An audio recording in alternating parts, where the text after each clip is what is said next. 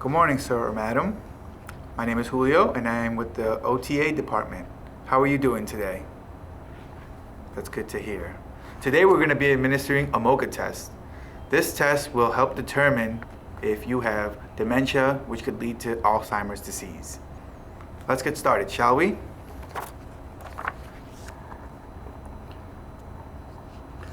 This MoCA test, the first thing we will do is try to identify these animals.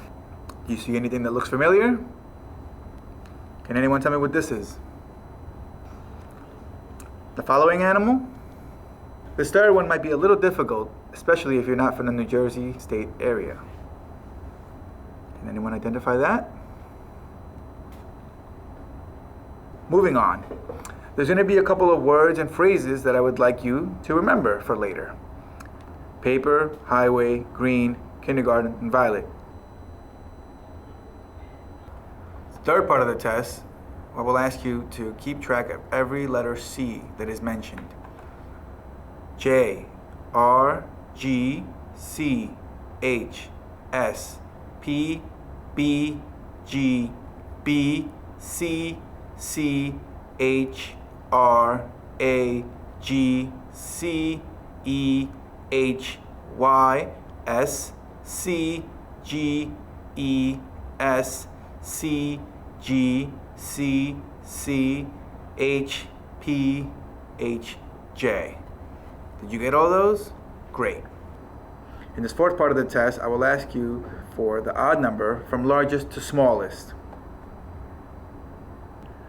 Without looking at your phone or asking your neighbor, what is today's date? The following step we're going to do is draw a clock 27 minutes past 2 o'clock. For the following portion of this test, I will ask you to please copy this 3D prism.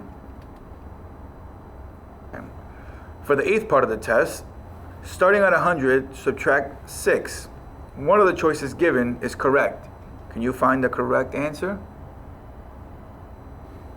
For the ninth part of the test, I will ask you to recall the words that were asked of you to remember in the beginning of the test. Do you remember what those words were? This last part of the test, if you had difficulty recalling the words that were asked of you to remember, there is a multiple choice portion. See if you can pick out any of the words that you might have missed or not recall. This concludes our MoCA test. How did you do? Do you think you might have dementia or a form of Alzheimer's? Please consult your physician if you feel this is right. Thank you again.